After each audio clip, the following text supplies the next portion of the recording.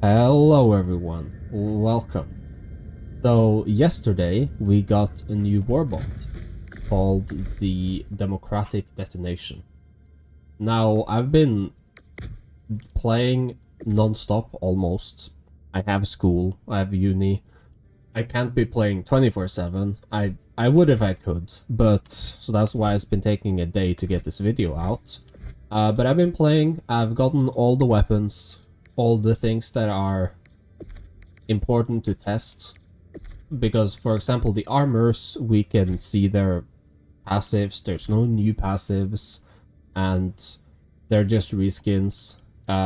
Banners and capes are the same, but I have gone through and I've tested every weapon in the Warbond. So there's three armors, there's medium, light, and heavy. Said before, their passives are passive we already have in different armors, so there's no need to get this Warbond if you just want like the armor passives. But they do look kind of cool. I really enjoy the heavy armor, and this gas mask helmet is also really cool. In the order that you're probably gonna unlock them, we have the G123 thermite grenade. Then we have the BR14 Adjudicator. We have the R36 Eruptor alongside the Expert Extraction Pilot Booster.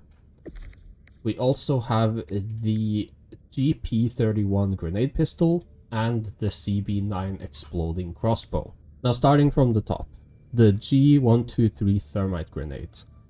And if you've seen the trailer, you're probably wondering, can they kill chargers? Yes and no. I'm gonna link a video to Takibu, who made a 11-minute video talking about the thermite grenade, testing them on a lot of different enemies, and their findings is kind of similar to what I found. So yes, you can kill chargers with them, but it's gonna take everything from 3 to 7 thermite grenades. That being said, you can kill smaller enemies with it. You can throw 3 at them at a Hulk, that will kill a Hulk. They'll take out Striders, they'll take out Heavy Devastators, they will take out Warriors. You need 2 of them for a Brood Commander, and 2 of them for Rockets and normal Devastators. So it's very situational at best. You can't really use this as a pinch. It takes a long time taking out bug holes and fabricators with it. Normally, you would probably get more use out of a stun grenade or an impact grenade. But if you want to know more about the G123 thermite grenade, just click the video that I've linked up, going to Takibu's video, and he has an amazing video talking about it. Now, going over to the BR14 Adjudicator.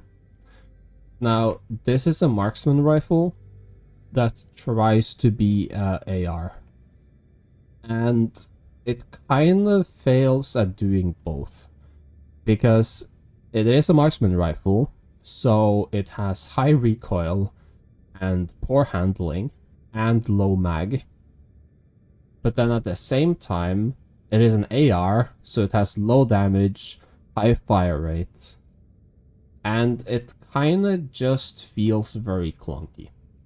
It does have medium armor pen, so I will give it that, but the recoil is just so massive that I feel like you almost have to play it in semi and not full, and that just puts it in a weird spot. If you want to have more of a sniper feel, then maybe go for the counter sniper, but at the same time that handling is awful. So I don't know, it just kind of feels mid. It feels average. As you've probably seen in the video behind of me using it, it kind of just feels like a low damage AR. Next up, we have the Expert Extraction Pilot Booster. Now, this, in my previous video, I wasn't too big of a fan of it already. I said that if it had like a 50% reduced time, or it sped it up by a huge amount, then maybe it would be worth it. But it seems like it only speeds it up by around 15% from my findings.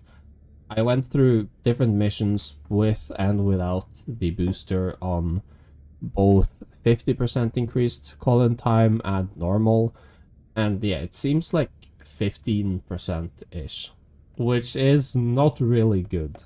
It just feels a bit weak, at least for a booster that doesn't do anything until the ship is being called in. Now going over to the R36 Eruptor. I think that this, if you're gonna buy the Warbond, it's because of the Eruptor. This generally feels like having an autocannon as a primary. It does high damage, it is a bit hard to wield, and it is bolt action, so you have to cock the gun every time you're gonna fire. But it is explosive, it shoots shrapnel, and it is very accurate. That being said, it is very, very slow to reload and shoot, and it has pretty bad handling. But it more than enough makes up for it with being able to, one, it destroys fabricators and closes bug holes with one shot. It destroys devastators, 2 shots to the normal ones and 1 shot to the heavies. It can kill bile spewers, it can kill nursery spewers, it can kill brood commanders with 1 well-placed shot. Now, it isn't good against chargers, and it isn't good against bile spewers, and it's pretty bad against the hulks. But honestly, this just feels like a miniature autocannon. And that's a praise. The one thing you have to be careful about, though, is that because of the shots are explosive, you can't really shoot this point blank. I mean, you can, but you're gonna take massive damage and be knocked away. So if you run this, you should probably run it with the Redeemer, or maybe run it with a Stalwart or a machine gun, or any type of like secondary support weapon that can help you clear out small enemies. Like maybe the laser cannon, maybe flamethrower for bugs. Now going to the grenade pistol. This is exactly what it sounds like. It is a grenade pistol. It is a pistol that shoots grenades, and it has a capacity of 9 grenades, 1 in the gun and then 8 extra, and they do 600 damage each. The one problem that this pistol has is that the grenades that get shot does not have the same armor pen as the impact grenades. What does this mean? Well, fabricators and bug holes, they're gonna be totally fine. Nothing's gonna change. All lighter enemies, it does have a slightly reduced spread. So if you shoot it into a group, you're gonna get fewer kills than, for example, if you toss a frag grenade in there or an impact grenade. But where you really feel it is the more heavy enemies. Like, for example, bile spewers in the Terminid factions. They are armored, but they're also very vulnerable to explosive. 1 impact grenade kills a bile spewer. With the grenade pistol, I needed to shoot it multiple times. And the same with nursery spewers. Is this really that bad? No, but the thing is that you can't think of the grenade pistol as a secondary, more like a support weapon. I think this would be very good to run alongside maybe an AR and some stun grenades, where you can stun, spray down, maybe a flamethrower as well. Flamethrower with stun grenades, you stun them and then you burn them with an AR, and then you use this for fabricators or for bug holes. I think in that way it works, but I wouldn't really use this as a weapon. Now, the last weapon I'm going to be talking about is the exploding crossbow. Now, the exploding crossbow is probably the weapon I was looking forward to the most, because it just sounds cool.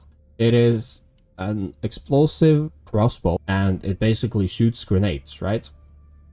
Well, It doesn't really shoot grenades, it shoots more like miniature firecrackers that blow up in your face. It's more likely to give you a third-degree burn than actually blow anything up. And if you look at the footage, it does not explode. Even though it both says it's an explosive weapon, so in the explosive tab, and it has the explosive trait, you cannot use it for bug nests, you cannot use it for fabricators. I was shooting a bile spewer for an entire mag. It did not die. It honestly just feels a bit weak.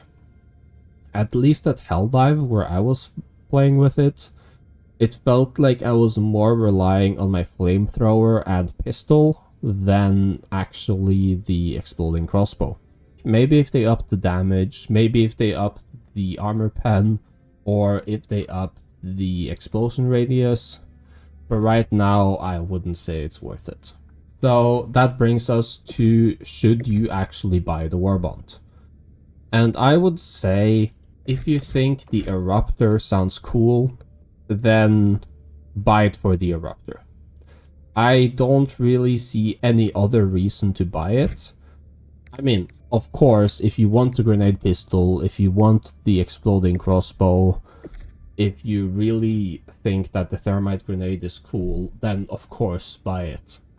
But I don't think anything in this Warbond other than the Eruptor is better than average in this game. If I had to choose, I would much rather either buy the cutting edge Warbond to get the sickle and the localization confusion. I mean, in this Warbond, they also have the plasma punisher, which is actually pretty good, and they have the stun grenade. I would probably buy the cutting edge or the steeled veterans. Here you have the Jar 5 Dominator, you have the Senator, which just looks cool. It isn't that good. But you also have the Breaker Incendiary, probably one of the best primaries against bugs right now. And you have the flexible reinforcement budget. If you have all the Warbonds and you want anything in here, then go for it. If you're wondering if this Warbond is worth it more than the others, I don't think so. But then again, the Eruptor is really, really strong. So maybe that makes it worth it to you. If you enjoy my content, please sub to the channel, leave a like, and if you disagree with anything or you have any more info on any of the weapons, maybe you can use the crossbow for something, or maybe there's a good way of using the thermite grenade, please write a comment. I'll read through all the comments, and I will see you guys in the next video.